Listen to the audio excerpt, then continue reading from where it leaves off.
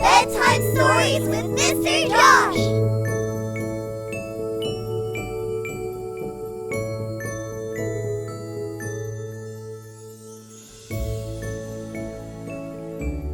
Tonight we'll read The Princess and the Frog, Tiana's Long Night.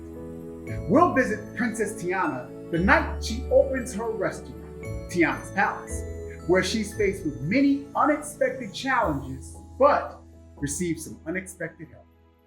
Let's get started. It was the night before the opening of Tiana's Palace.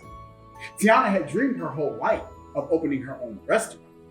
Now that dream was finally coming true, if she could just get everything ready in time. Come on, Tiana, you need your rest. Tomorrow is your big day, said Tiana's mother, Eudora. All right, Mama, I'm coming, Tiana agreed. Tiana had one foot out of the door when suddenly she stopped. I should check on the gumbo one last time, she said. The gumbo was her father's recipe. Tiana wanted it to be her restaurant's star dish. I'm sorry, Mama, Tiana said, running back into the kitchen. I just need this to be perfect. Tiana pulled out a spoon and tasted the gumbo. Something was off. The gumbo was good, but it wasn't perfect. Tiana couldn't open her restaurant without the perfect gumbo. She set aside the old batch and started over. Looks like it's going to be a long night, she said to herself as she got to it. Tiana was an excellent chef, and the gumbo slowly started to come together. Tiana said as she tasted the new batch. That's more like it. All the gumbo needed now was some vegetables. Tiana was just about to start mincing them when she had an idea. A welcome banner would be a perfect way to greet her guests. Leaving the gumbo simmering on the stove, Tiana ran to find some paint and paper. She rolled the paper out in the front entrance and started to make the sign. She was a few letters in when she heard a loud bang coming from the dining room. Now, what was that? Tiana asked herself. Putting down her brush, she left the half-finished sign behind and headed into the dining room to find disaster.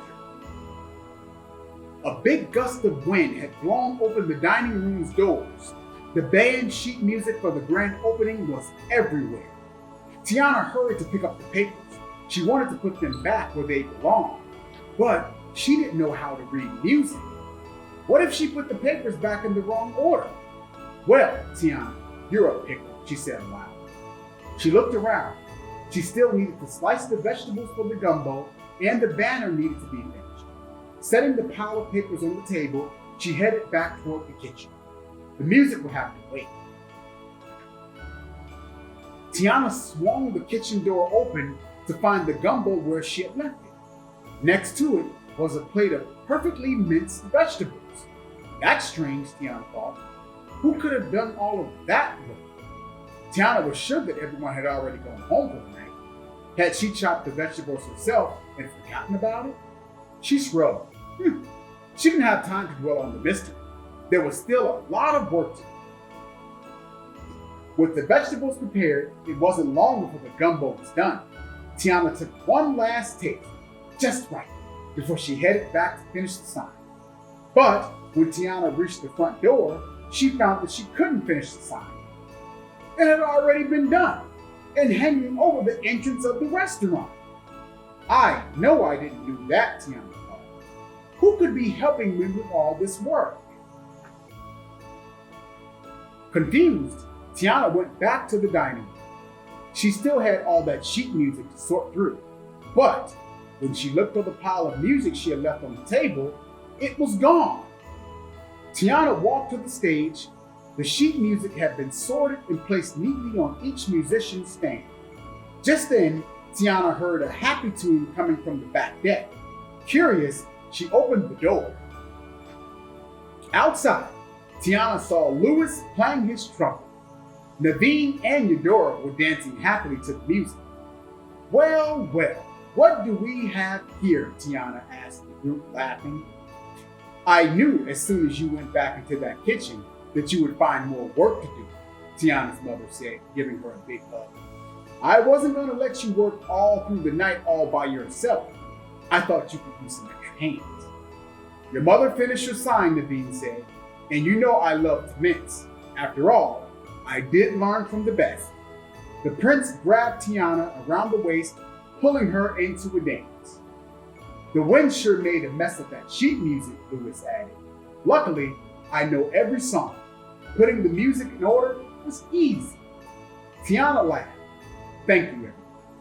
I don't know how I would have gotten everything finished without your help. Now there was just one more thing to do, Naveen said. Tiana looked at him confused. What was she forgetting? We've got to get you home and to bed, he said. You've got a big day tomorrow and you need your rest. Later, as she climbed into bed, Tiana looked out of the window.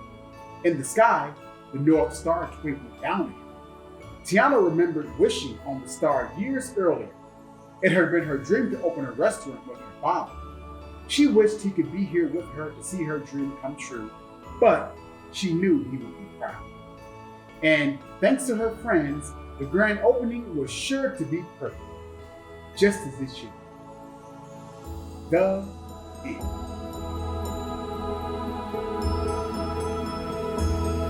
Readers are leaders.